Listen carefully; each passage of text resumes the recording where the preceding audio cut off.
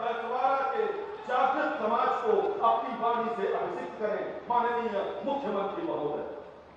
भारत माता की, भारत माता की, भारत माता की।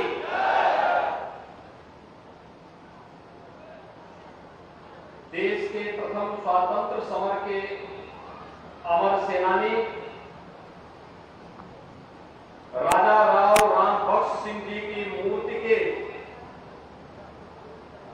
अनावरण कार्यक्रम में मंच पर उपस्थित जनपद उन्नाव के प्रभारी मंत्री और प्रदेश के परिवहन मंत्री श्री दयाशंकर सिंह जी, उत्तर प्रदेश सरकार के ही मंत्री श्री रविंद्र जायसवाल जी, लोकप्रिय सांसद स्वामी सच्चिदानंद हरि साक्षी जी महाराज, जिला पंचायत अध्यक्ष श्रीमती स्वप्न सिंह जी,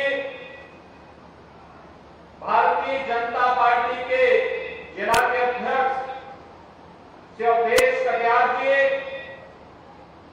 माननीय विधायक श्री आशुतोष शुक्ला जी, अनिल सिंह जी, श्री ब्रजेश रावत जी, श्रीकांत कटियार जी, श्री बंबालाल दिवाकर जी, श्री पंकज गुप्ता जी, विधान परिषद सदस्य श्री रामचंद्र प्रधान जी, विधान परिषद सदस्य श्री राज बहादुर सिंह चंदेल जी। आज के इस कार्यक्रम में उपस्थित और विशेष रूप से जिन्होंने इस कार्यक्रम के लिए प्रयास किया, अध्यक्ष राणा देवी माधव सिंह समिति श्री राघवेंद्र प्रताप सिंह जी, क्षेत्रीय कल्याण समिति के अध्यक्ष श्री हरिकरण सिंह जी, हरिओम सिंह जी, टोडिया खेड़ा के प्रधान श्रीमती शीला सिंह जी, जिला सहकारी बैंक के अध्यक्ष श्री अरुण सिंह जी, आज के इस कार्यक्रम में उपस्थित सभी माननीय जनप्रतिनिधिगण और उन्नाव के सभी उपस्थित भाइयों बहनों, आज मेरा सौभाग्य है भारत की सनातन धर्म की परंपरा के अनुसार यह पितृपक्ष है। अपने पूर्वजों के प्रति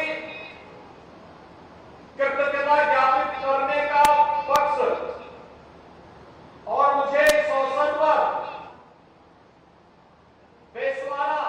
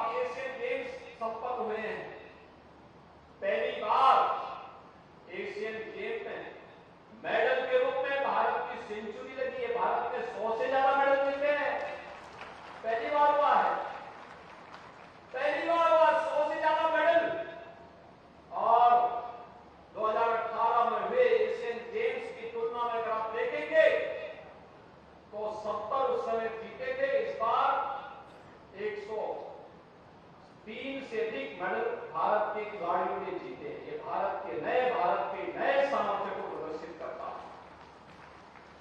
G20 का समिट हुआ है अभी हाल ही में। दुनिया के 40 देशों के राष्ट्राध्यक्ष ने भारत के सामर्थ्य और भारत की शक्ति को देखा है। देश के अंदर 60 स्थानों पर 200 से अधिक सम्मेलन, अलग अलग पक्षों को, कोई युवाओं को, कोई महिलाओं को, कोई गरीब कल्याण को लेकर के, कोई टेक्नोलॉजी को लेकर के, कोई इनोवेशन को लेकर के, अलग अलग सम्मेलन देश के अलग, कोई टूरिज्म को लेकर के अलग अलग सम्मेलन देश के अलग अलग स्थानों पर संपन्न हुए। ये सभी कार्यक्रम इस बात के साक्षी हैं कि वास्तव में भारत ने एक शानदार यात्रा की, और इस शानदार यात्रा इस बात का भी द्योतक है इस सदी की सबसे बड़ी महामारी के दौरान, जहां भारत दुनिया के सामने गर्व के साथ अपने विकास की शानदार यात्रा को लेकर के आगे बढ़ रहा है, वहीं भारत से अलग होकर के दम भरने वाला पाकिस्तान आज 2 जून रोटी के लिए तरस रहा है।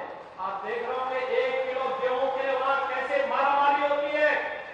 ये पाकिस्तान की त्रासदी है, लेकिन भारत विकास की नई ऊंचाइयों को प्रधानमंत्री मोदी जी की लीडरशिप में प्राप्त कर रहा है।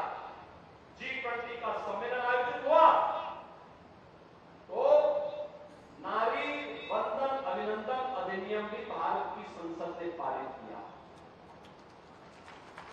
भारत की संसद ने राज्यों की विधान सभाओं में भी अब 33% आरक्षण की सुविधा महिला प्रतिनिधियों को स्पेशली मिलेगा।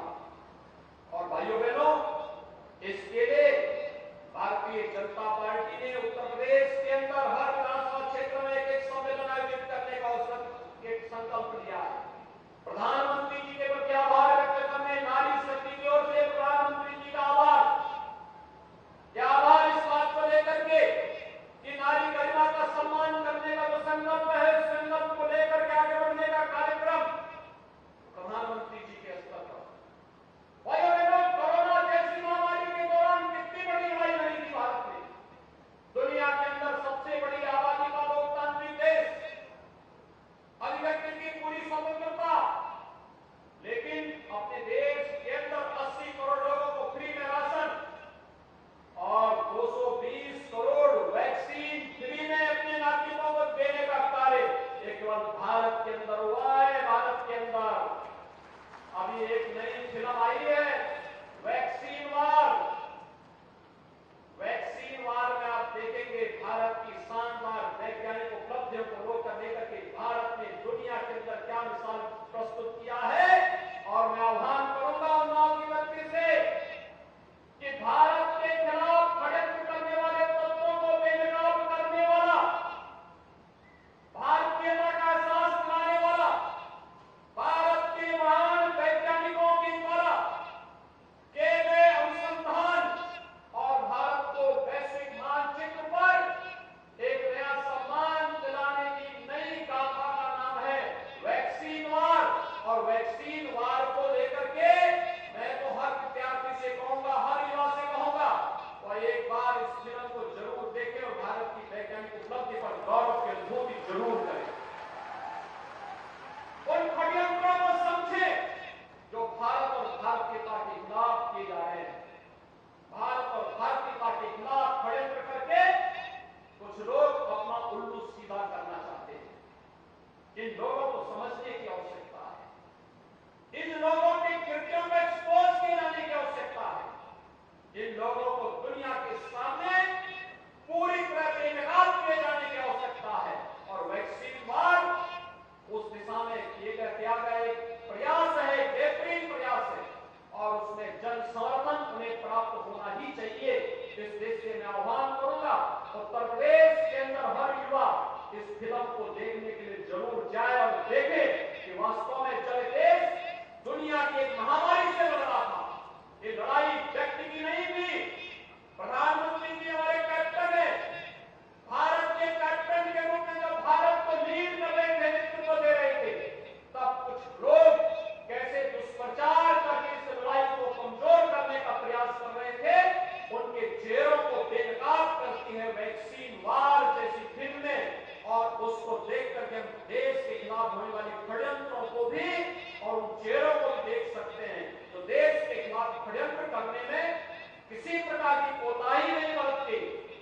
चूड़न पर पड़ करके भारत के अंदर रह करके भारत के खिलाफ षड्यंत्र करने में लिप्त रहते हैं। और आज यह कार्यक्रम इसी उद्देश्य से आगे बढ़ाया गया। दादा राव रामपत सिंह जी का पूरा अभियान देश की आजादी को लेकर के। कौन नहीं जानता है 1857 का प्रथम स्वतंत्र समर। प्रथम स्वतंत्र समर की भूमि उत्तर प्रदेश को थी।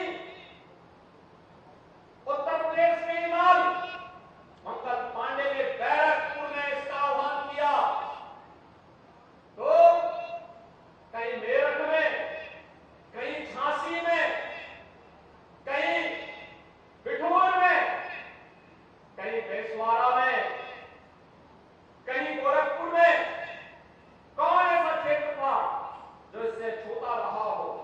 एक तरफ झांसी की रानी लक्ष्मीबाई थी और एक तरफ त्याता टोपे के नेतृत्व में बिठूर के अंदर, एक तरफ इसी बेसवाड़ा क्षेत्र में राजा राव रामपत सिंह जी के नेतृत्व में, राणा तेजी माधव सिंह जी के नेतृत्व में ये लड़ाई पूरी मजबूती के साथ आगे बढ़ती दिखाई दे रही थी। भाइयों बहनों, पहली बार भारत ने एहसास कराया था कि मिल करके विदेशी हुकूमत की जड़ों को भारत के अंदर से फाड़ फेंकने में सफल हो सकते हैं। और देखते ही देखते पूरे देश के अंदर आजादी की एक नई लो आगे बढ़ी थी, जिसका परिणाम था चोरी चोरा की घटना। गोरखपुर में चोरी चोरा 1922 में घटी। किसानों ने, मजदूरों ने उस समय एक नए आजादी के आंदोलन को आगे बढ़ाया। लखनऊ की काकोरी की घटना, ऐसी अनगिनत घटनाओं ने इस बात को किया था कि देश अब बहुत दिनों तक गुलाम नहीं रहेगा। और इसीलिए प्रधानमंत्री जी ने कहा, आजादी के अमृत महोत्सव के मुख्य महोत्सव को संबोधित करते हुए कि आज हम 75 वर्ष पूरा कर रहे हैं आजादी के, लेकिन 100 वर्ष की यात्रा जब हमारी पूरी होगी तब कैसा भारत हमें चाहिए, कैसा भारत चाहिए। 100 साल की यात्रा शानदार भारत की यात्रा होनी चाहिए। दुनिया को नेतृत्व देने वाली भारत की यात्रा होनी चाहिए। दुनिया की एक महाशक्ति के रूप में विकसित भारत की यात्रा होनी चाहिए। और इस विकसित भारत के लिए, हर भारत के नागरिक के लिए पंचप्रण का संकल्प प्रधानमंत्री जी ने किया। ये पंचप्रण हर भारतवासी के लिए महत्वपूर्ण है। ये पंचप्रण विकसित भारत का सपना, लेकिन गुलामी के अंशों को समाप्त करना और विरासत का सम्मान करना। नागरिकों के समान अधिकार हो तो नागरिक के अपने कर्तव्य भी होने चाहिए। ये 5 संकल्प हैं। इन 5 संकल्पों को लेकर के प्रधानमंत्री जी के आह्वान के साथ भारतवासी को जुड़ने की आवश्यकता है। G20 उसकी एक नई शुरुआत है, जिसने भारत के सामर्थ्य को वैश्विक मंच पर अपना लोहा मनवाया है। और आज भाइयों बहनों, उसी अभियान के क्रम में हम राष्ट्र के नायकों को सम्मान देने के लिए यहाँ पर आए हैं। अभी कुछ दिन बाद मुझे यहाँ पे एक और स्वतंत्रता संग्राम सेनानी के कार्यक्रम के साथ जुड़ना है इसी जनपद में। और इसीलिए आज यहाँ पर एक बार देवी माधव सिंह समिति के सभी पदाधिकारियों को मैं हृदय से धन्यवाद देता हूँ, जिन्होंने यहाँ पर राजा रामपत सिंह जी की इस भव्य प्रतिमा और बाबा त्रिलोकचंद जी की इस प्रतिमा के अनावरण का और मैं पुष्पांजलि करने का सौभाग्य हमने प्रदान किया है। मैं इस अवसर पर भारत माता के महान सपूतों को नमन करता हूँ, उन्हें विनम्र श्रद्धांजलि अर्पित करता हूँ और साथ साथ अपने जनप्रतिनिधियों का अभिनंदन करता हूँ कि उनके परिश्रम से आज इस जनपद को 804 करोड़ रुपए की परियोजनाओं की सौगात भी प्राप्त हुई। भाइयों बहनों, ये सड़क की भी है, बिजली की है, पानी की है, स्वास्थ्य की है, शिक्षा की है, बुनियादी सुविधाओं से जुड़ी हुई योजनाएं हैं। और ये सभी योजनाएं समयबद्ध तरीके से आगे बढ़ेंगी तो उन्नाव विकास के नए पथ की ओर अग्रसर होगा। आज उन्नाव जनपद विकास के नए मानक बढ़ता हुआ दिखाई दे रहा है।